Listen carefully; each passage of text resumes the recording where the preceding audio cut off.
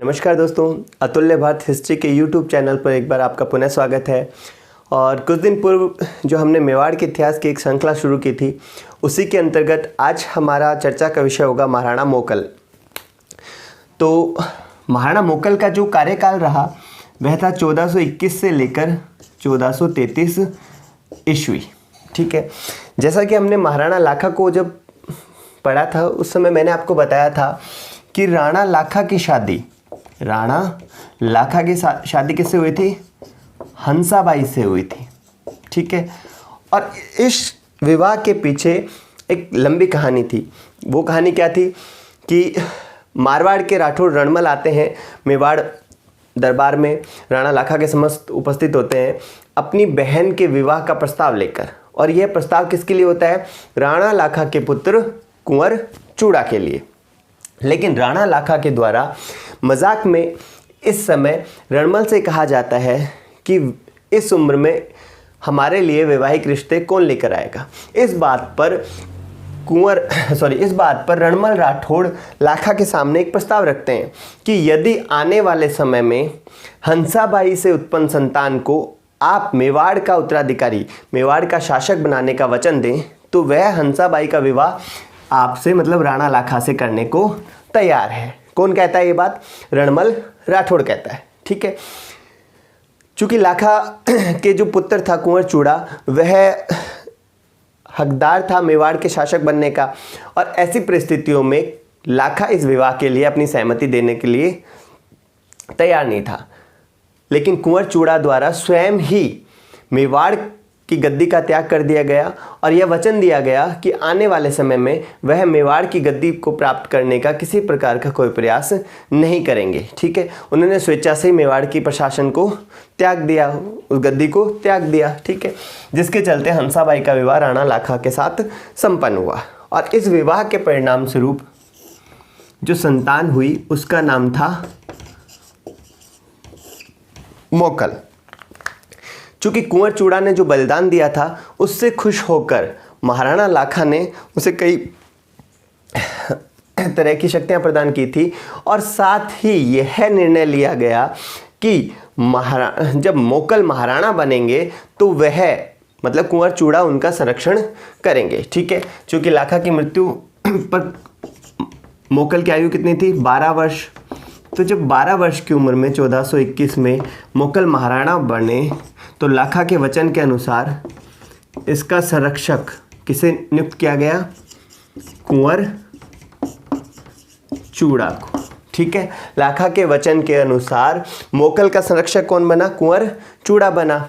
और कुंवर चूड़ा के संरक्षक बनने पर हंसाबाई के मन में, किसके मन में? हंसाबाई के मन में कुंवर चूड़ा के प्रति संदेह की भावना जागृत हुई। और वह संदेह क्या था कि कुंवर चूड़ा भविष्य में मोकल की हत्या कर कर मेवाड़ का महाराणा बन सकता है। हंसाबाई क्या सोच रही थी कि कुंवर चूड़ा मेवाड़ के गद्दी के लालच में किसकी हत्या कर सकता है? मोकल की। जब ये बात स्वाभिमानी कुंवर चूड़ा को पता चली, जिसने स्वेच्छा से ही मेवाड़ के शासन का त्याग किया था, मेवाड़ की गद्दी का त्याग किया था, इसी कारण उसे मेवाड़ का भीष्म पितामह या राजस्थान का भीष्म पितामह कहा जाता है। किसको? कुंवर चूड़ा को। कुंवर चूड़ा को क्या कहा जाता है? मेवाड़ का भीष्म पितामह। ठीक है, मेवाड़ का भीष्म पितामह कहा जाता है। तो क्यों कहा जाता है? क्योंकि उसने स्वेच्छा से मेवाड़ की गद्दी का त्याग किया था। भीष्म पितामह की तरह इसने स्वेच्छा से मेवाड़ की गद्दी का त्याग किया था, इसी कारण से मेवाड़ का भीष्म पितामह कहा जाता है। तो इस स्वाभिमानी व्यक्ति को जब पता चला कि हंसाबाई किस पे संदेह करती है? कुंवर चूड़ा पे संदेह करती है, तो कुंवर चूड़ा मेवाड़ छोड़कर कहाँ चला गया? मांडू। ठीक है, कुंवर चूड़ा मेवाड़ से कहाँ चला गया? मांडू सुल्तान की शरण में चला गया, और मांडू सुल्तान ने उसे सम्मानपूर्वक मांडू दरबार में आश्रय प्रदान किया। अब मोकल तो अभी भी भाई इस उम्र में नहीं था ना कि वह राजकाज को सुचारू रूप से संचालित कर सके। ऐसी परिस्थितियों में हंसाबाई के द्वारा मारवाड़ से अपने भाई क्या नाम था? रणमल राठौड़ को बुला लिया गया। ठीक है, रणमल राठौड़ किसका भाई था? हंसाबाई का भाई था। और किसके मारवाड़ से बुलाकर किसका संरक्षक नियुक्त कर दिया गया? मोकल का। ठीक है, रणमल को मारवाड़ से बुलाकर मोकल का संरक्षक नियुक्त कर दिया गया। रणमल ने यहाँ आकर जो मेवाड़ी मेवाड़ के जो उच्च पद थे उन पर मेवाड़ी सरदारों के स्थान पर राठौड़ सरदारों को नियुक्त करना शुरू कर दिया। ठीक है, राठौड़ों को क्या देने शुरू कर दिए? उच्च पद। ठीक, अब जैसे ही रणमल ने राठौड़ों को उच्च पद प्रदान करने शुरू किए तो मेवाड़ के जो सरदार थे उनके मन में रणमल और साथ ही मोकल के प्रति भी आक्रोश की भावना जागृत होने लगी। क्यों? क्योंकि वह इस चीज के लिए मोकल को भी उत्तरदायी मानने लगे। ठीक है, इस जिसके चलते आने वाले समय में मोकल की हत्या भी कर दी गई। ठीक है, जब मोकल 1433 में गुजरात अभियान पर गया, किस अभियान पर? गुजरात अभियान, मतलब गुजरात विजय के लिए निकला, तो वह झिलवाड़ा नामक स्थान पर रुका हुआ था। ठीक है, झिलवाड़ा नामक स्थान पर गुजरात अभियान के दौरान जब मोकल रुका हुआ था तो उसने चाचा व मेरा से, किससे? चाचा व मेरा से, चाचा व मेरा से, चाचा मेरा दो भाई थे और इनसे एक वृक्ष के बारे में जानकारी लेनी चाहिए। पूछा कि यह वृक्ष किस प्रजाति का है, इसका नाम क्या है। ठीक है, इसी बात का फायदा उठाया महपा पंवार। ठीक है, महपा पंवार भी मेवाड़ी सरदार था, चाचा मेरा भी मेवाड़ी सरदार थे। ठीक है, महपा पंवार ने इसका फायदा उठाया और चाचा मेरा को किसके विरुद्ध भड़काया? मोकल के विरुद्ध, जिसके चलते चाचा मेरा के द्वारा मोकल की हत्या कर दी गई। अब वाकया क्या था साथियों कि कहते हैं कि जो चाचा मेरा थे वह राणा क्षेत्र सिंह थे ना, राणा लाखा से पहले, उनकी एक दासी की संतान थे। चाचा मेरा राणा खेता की दासी की संतान थे और यह दासी खातिन जाति से संबंधित थी। ठीक है, चाचा मेरा की जो माँ थी ना वह किससे संबंधित थी? खातिन जाति से।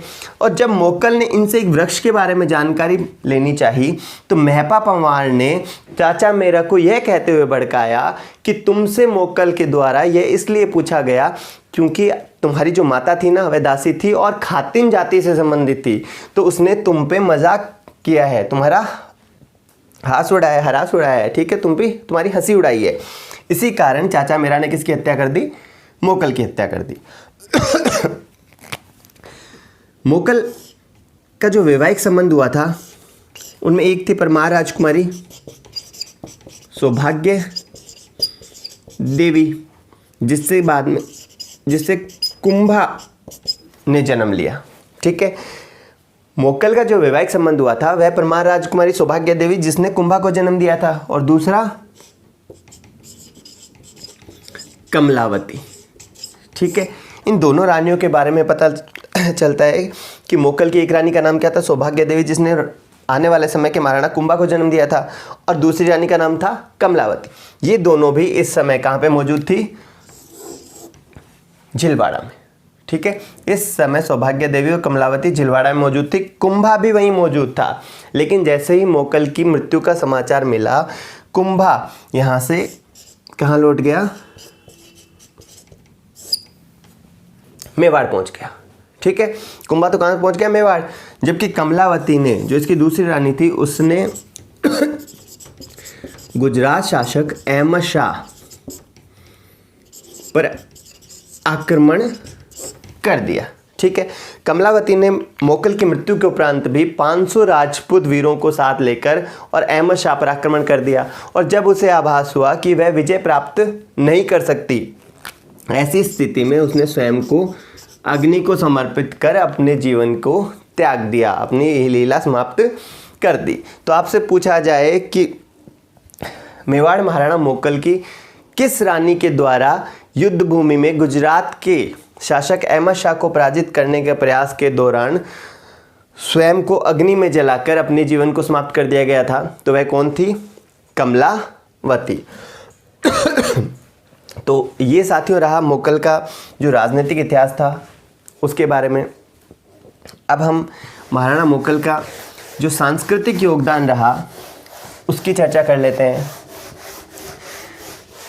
क्योंकि महाराणा मोकल ने बहुत सीमित समय तक मेवाड़ पर शासन किया था, इसलिए इनका सांस्कृतिक योगदान कुछ विशेष रहा भी नहीं। लेकिन जो रहा वह था पहला, एकलिंग जी का मंदिर। जब हमने मेवाड़ का इतिहास प्रारंभ किया था तो मैंने आपको बताया था कि मेवाड़ में एकलिंग जी का जो मंदिर था उसका निर्माण किसके द्वारा करवाया गया था? बापा रावल के द्वारा। ठीक है, मेवाड़ में जो एकलिंग जी का मंदिर है उसका निर्माण किसने करवाया था? बापा रावल ने। इस बापा रावल के द्वारा निर्मित इस एकलिंग जी के मंदिर के परकोटे का निर्माण किसने करवाया? मोकल ने। ठीक है, मेवाड़ में एकलिंग जी का मंदिर तो किसने बनवाया था? बापा रावल ने। लेकिन इसके चारों ओर जो परकोटा बनाया गया, जो चार दीवारें बनाई गई, उसका निर्माण किसने करवाया? महाराणा मोकल ने। ठीक है, दूसरी उपलब्धि, चित्तौड़ में एक मंदिर था, त्रिभुवन नारायण मंदिर। ठीक है, चित्तौड़ में एक मंदिर था, त्रिभुवन नारायण मंदिर, जिसका निर्माण भोज परमार के द्वारा करवाया गया था। ठीक है, बीच में 10वीं 11वीं शताब्दी के आसपास कुछ समय के लिए चित्तौड़ पर किसका शासन रहा था? परमारों का शासन रहा था। और इसी समय भोज परमार के द्वारा चित्तौड़ में त्रिभुवन नारायण मंदिर का निर्माण करवाया गया। क्योंकि इस मंदिर का निर्माण भोज परमार के द्वारा करवाया गया था, इस कारण इसको